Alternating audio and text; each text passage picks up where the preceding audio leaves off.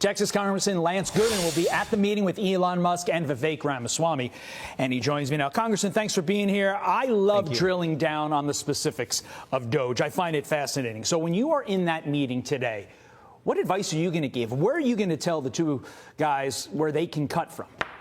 Well, I'm going to say just to have at it, but one of the big things I'm so excited about is the rulemaking authorities that these federal agencies have just abused over the years. We have so many rules on the books, not laws, but rules. Laws are passed by Congress, and these agencies have so much power because they pass all these rules. They're so difficult to rescind, and one of the first things President Trump's going to do next month is rescind many of those, and DOGE is going to work on even more, getting rid of these regulatory burdens that have been created. And you're going to hear a criticism. They're going to say the president is overstepping, but the president is actually undoing prior overstepping of agencies over the years. And so that's one of the things. We're also going to make sure all these Washington bureaucrats have to show up to work. They're not going to want to show up to work 5 days a week, so they're going to be shown the exit. We're going to save money. As a member of Congress, I'm going to tell Mr. Musk and Ramaswamy that they have our full support. Thank God we've got the majority. We're going to have hearings. We're going to help them out.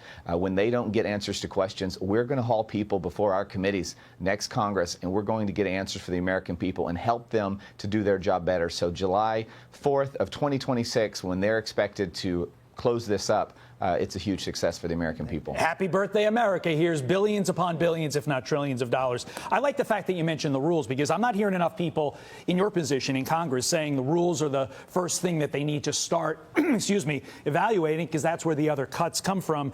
Here's Speaker Mike Johnson about what's ahead. Listen.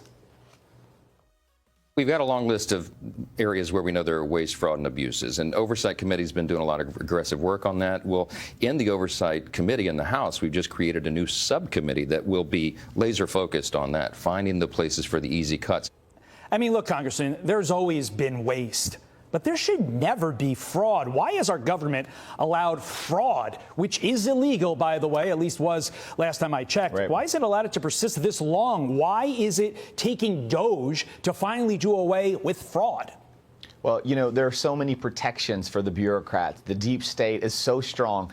And I think that this idea that we even need this in the first place is a symptom of the abuse and the problem that has been chronic in our federal government. And also, I think this has come from all of the lessons that President Trump learned in his first term.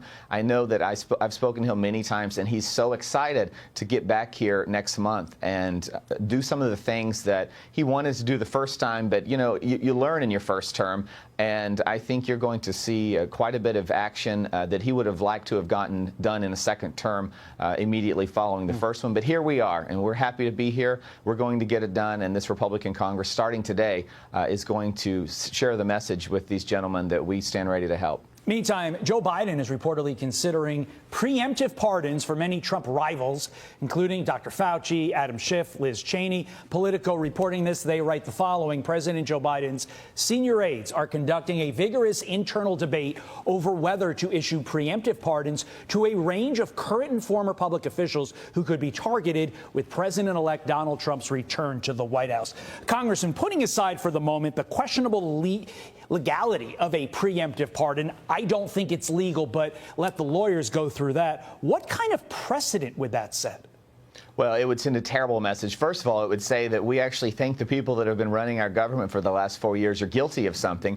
Secondly, there are many of these folks that are being talked about that they don't want a pardon. Yesterday, I actually saw Adam Schiff, tell someone he doesn't think it's a good idea. He doesn't want President Biden to do this. I think it sends a terrible message to the American people. There are so many others, average working class Americans, that are sitting in prison for things that they probably shouldn't be. Hakeem Jeffries has asked Joe Biden to prioritize them over all of these political preference pardons that we're seeing. But I think the message that this sends is that this administration is very cognizant of the fact that their Justice Department has been weaponized, that they have been in on an act of criminality throughout many stages of this presidency. And I think that they're worried about what's to come. Because to your point, like, let's say Jack Smith accepted a pardon.